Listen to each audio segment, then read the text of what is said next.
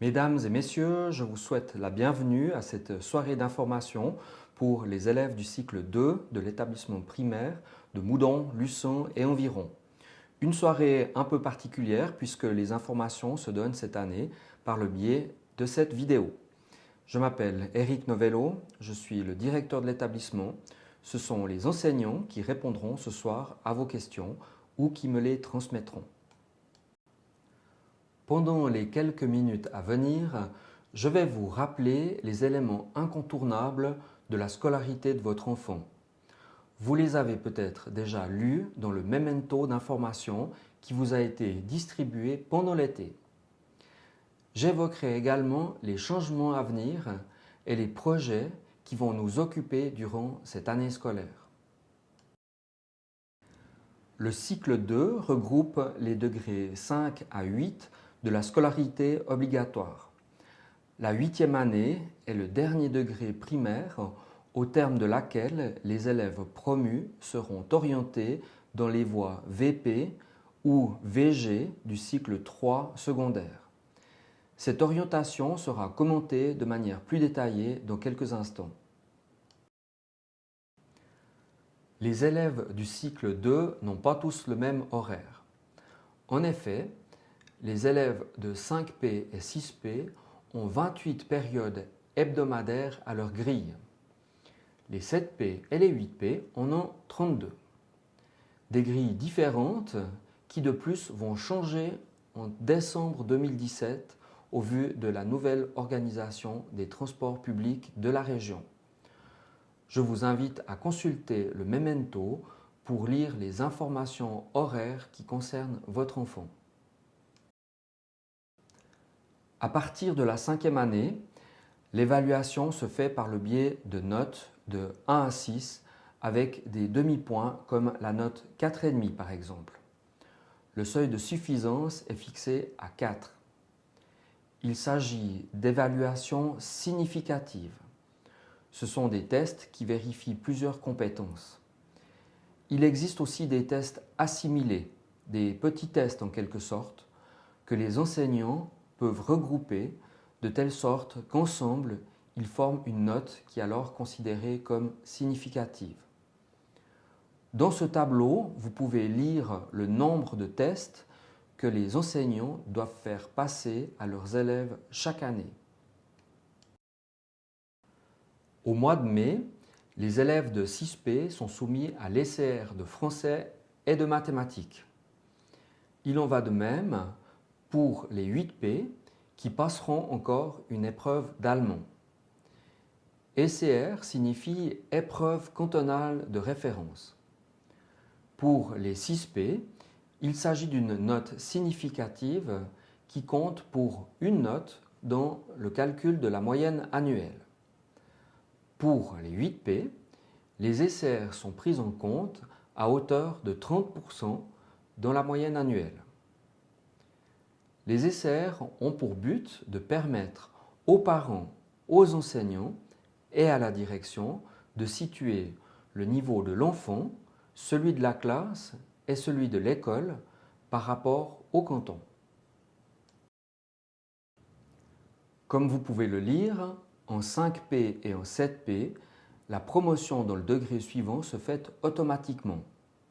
En 6P, en revanche, l'élève doit obtenir 16 points dans le premier groupe et 12 points dans le second pour être promu. Il entre dans la catégorie des cas limites s'il lui manque au maximum 1 point par groupe ou 1,5 point dans les deux groupes. Si les manquements sont plus importants, il est considéré comme en échec et redouble son année. En 8P, l'élève doit être promu pour pouvoir être orienté. Pour cela, il doit obtenir respectivement 16 points dans le groupe 1, 12 points dans le groupe 2 et 12 points dans le groupe 3. Des cas limites sont possibles à condition que la somme des moyennes ne soit pas inférieure à 1 point par groupe ou 1,5 point pour l'ensemble des groupes. Vous serez informé à la fin de chaque semestre par les enseignants de la situation de votre enfant. Pour les élèves de 8P, une fois la promotion obtenue, les élèves sont orientés en VP, voie prégymnasiale, s'ils obtiennent 20 points dans le premier groupe et 13,5 points dans le second. Si les élèves n'atteignent pas ces seuils, ils sont orientés en VG, voie générale. Dans cette voie, les branches de français, de mathématiques et d'allemand sont déclinées en 2 niveaux. Le niveau 1 avec des exigences élémentaires et le niveau 2 avec des exigences plus importantes. Il faut obtenir une moyenne annuelle de 4,5 et plus dans la branche en question pour être orienté en niveau 2. Il est important de prendre en considération qu'il n'existe pas de cas limite pour l'orientation dans la voie VP ou dans les niveaux 2 de VG. Les élèves disposent d'un agenda de couleur verte. Les devoirs y sont inscrits. Les enseignants y font figurer d'éventuelles remarques quant au travail ou au comportement de l'enfant. L'agenda est ramené chaque jour à la maison. Il doit être signé par les parents à la fin de chaque semaine. Dans l'agenda figurent également des événements particuliers comme par exemple la journée Oser tous les métiers, fixée cette année le 9 novembre.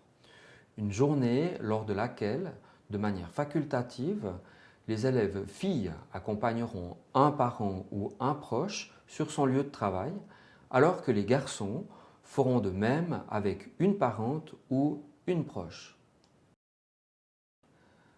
Le thème des devoirs à domicile est un sujet sensible qui pourra sans doute être discuté pendant la partie classe de cette soirée d'information. Les devoirs sont donnés au moins 2 jours à l'avance. Ils ne peuvent précéder un week-end, un congé ou des vacances scolaires et ils doivent pouvoir être faits dans un temps raisonnable. Je tiens à rappeler que les devoirs sont incontournables. Il est impératif que les élèves les fassent régulièrement. Pour certains parents, le suivi des devoirs à domicile peut représenter une difficulté, raison pour laquelle l'association scolaire intercommunale AISMLE, comme le prévoit la loi sur l'enseignement obligatoire, organise des devoirs surveillés. Ceux-ci ne sont ni des cours ni des appuis, mais permettent aux enfants de faire leurs devoirs dans un contexte encadré. Les devoirs surveillés sont payants. Toutes les informations utiles peuvent être obtenues auprès de l'AISMLE. Il peut arriver qu'un enfant ne puisse se rendre à l'école du fait de son état de santé. Les parents doivent dans ce cas avertir le secrétariat de l'école par téléphone le matin entre 7h30 et 8h, l'après-midi dès 13h. Les parents ont le droit de prendre la décision de ne pas envoyer leur enfant à l'école, notamment si l'enfant ne peut suivre les cours de par son état de santé ou si sa présence en classe empêchera l'enseignant d'accomplir son travail normalement.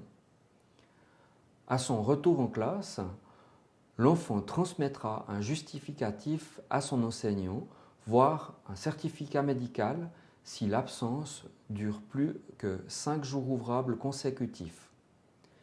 Il arrive parfois qu'un certificat médical soit demandé en cas d'absence répétée de l'enfant.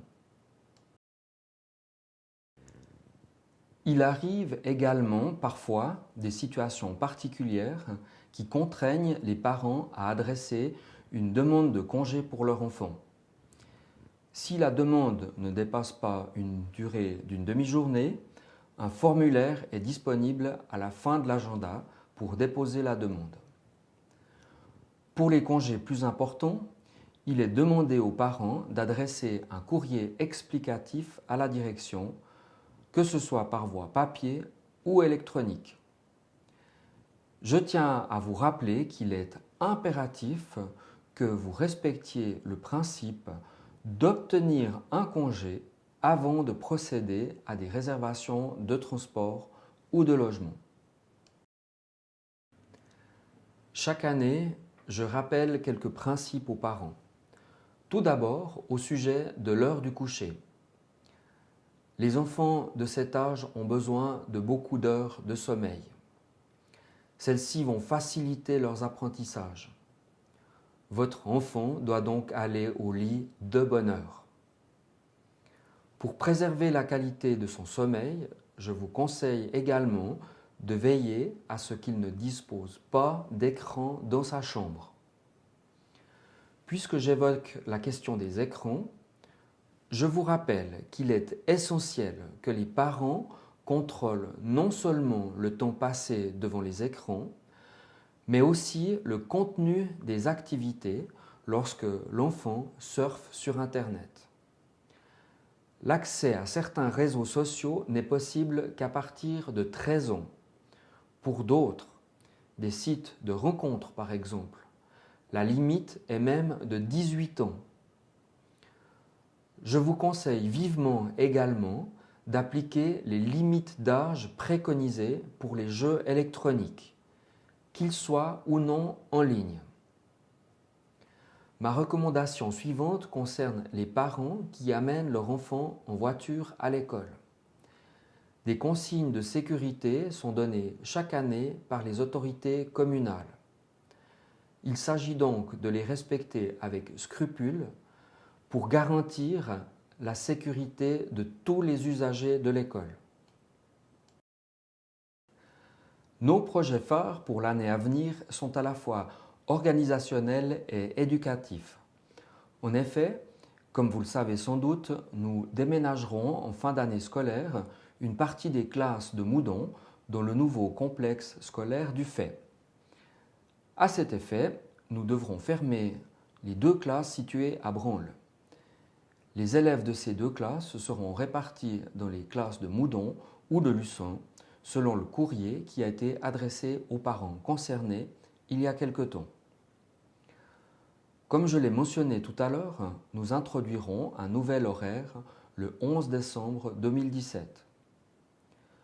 Pour ce qui concerne l'aspect éducatif, les enseignants ont débuté cette année scolaire par une journée pédagogique axée sur la prévention et la gestion de la violence à l'école. En effet, nous souhaitons améliorer le climat de vie en mettant le plus possible un terme aux situations de conflit et parfois de violence qui sont constatées à l'école, mais également en dehors de l'école.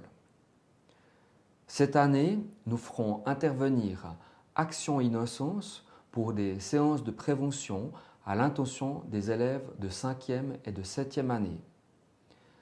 Les élèves de 8P bénéficieront, quant à eux, de la prévention Internet développée par la police cantonale. Il ne me reste plus qu'à vous remercier pour votre attention, en espérant que cette présentation, sous cette forme, vous aura convenu.